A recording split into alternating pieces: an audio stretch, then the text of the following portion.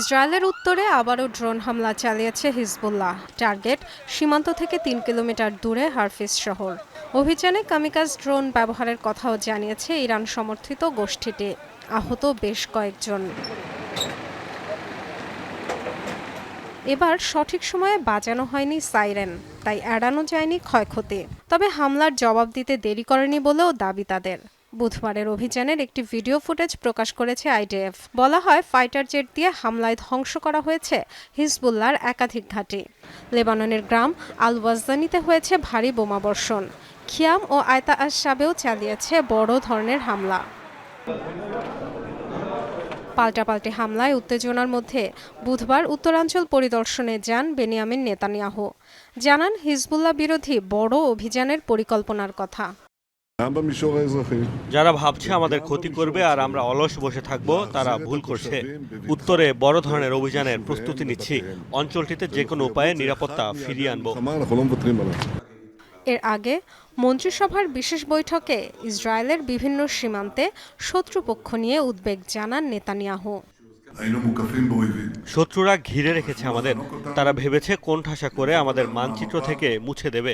তবে প্রাচীন আমল থেকে আমরা সাহসী যোদ্ধার জাতি, ঐক্যবদ্ধ হয়ে নিজেদের রক্ষা করেছি। এখনো একইভাবে উত্তরে হিজবুল্লাহ, দক্ষিণে হামাস ও পূর্বে ইরানকে প্রতিহত করব। গাজায় ইসরায়েলের চলমান আগ্রাসনের শুরু থেকেই উত্তপ্ত ইসরায়েল লেবানন সীমান্ত। ৮ মাসে তেল আবিবের হামলায় লেবাননে ৫ শতাধিক প্রাণহানি হয়েছে, যার মধ্যে বেশিরভাগ হিজবুল্লাহ যোদ্ধা। বেসামরিক নিহতের সংখ্যা ৭০ জনের বেশি। হিজবুল্লাহর হামলায় প্রাণ হারিয়েছে ইসরায়েলের ১৫ সেনা ও ১০ বেসামরিক নাগরিক। গত সোমবার রাতভর এভাবেই দাউ দাউ করে জ্বলা আগুনে পুড়ে যায় ইসরায়েলের উত্তরাঞ্চলের বিস্তীর্ণ বনভূমি। হিজবুল্লাহ ছোড়া রকেটে সৃষ্ট আগুন যতক্ষণে নিয়ন্ত্রণে আনা হয়, ততক্ষণে পুড়ে যায় ৩৫০০ একরের বেশি বনাঞ্চল।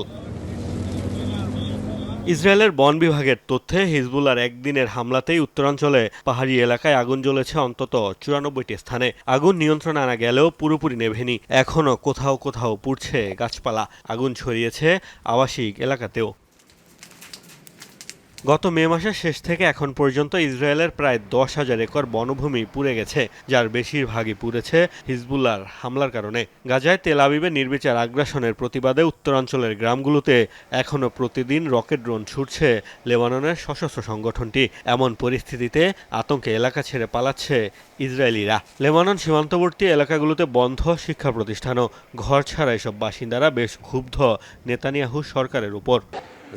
উত্তরাঞ্চলের পরিস্থিতি দুর্ভাগ্যবশত দিন দিন খারাপ হচ্ছে। ১ সেপ্টেম্বর থেকে নতুন শিক্ষা কার্যক্রম শুরু হওয়ার কথা। এই সময়ের মধ্যে আমরা বাড়ি ফিরতে পারবো কিনা তা নিয়ে আমি সন্দিহান। তবে শিক্ষার্থীদের ক্লাসে ফেরাতে আমাদের অবস্থান থেকে আমরা সর্বোচ্চ চেষ্টা করে যাচ্ছি। প্রতিদিনই আমাদের এলাকায় রকেট হামলা হচ্ছে। দুর্ভাগ্যজনক হলেও সত্যি কেউই বিষয়টিকে গুরুত্ব দিচ্ছে না। যুদ্ধ বন্ধ করার কোনো পদক্ষেপ নেওয়া হচ্ছে না। আমি আবার স্বাভাবিক জীবনে ফিরে যেতে চাই। গাজায় ইসরায়েলি আগ্রাসন শুরুর পর থেকেই উত্তপ্ত লেবানন ইসরায়েল সীমান্ত। হিজবুল্লাহ তেল আবিবের হামলা পাল্টা হামলার জেরে এখন পর্যন্ত এলাকা ছেড়েছেন ইসরায়েলের উত্তরাঞ্চলের প্রায় ৬০,০০০ বাসিন্দা। এদিকে লেবাননের কয়েকটি গ্রামকেও ধ্বংসস্তূপ বানিয়েছে ইসরায়েলি সেনারা। মোস্তফা মাহমুদ, যমুনা নিউজ।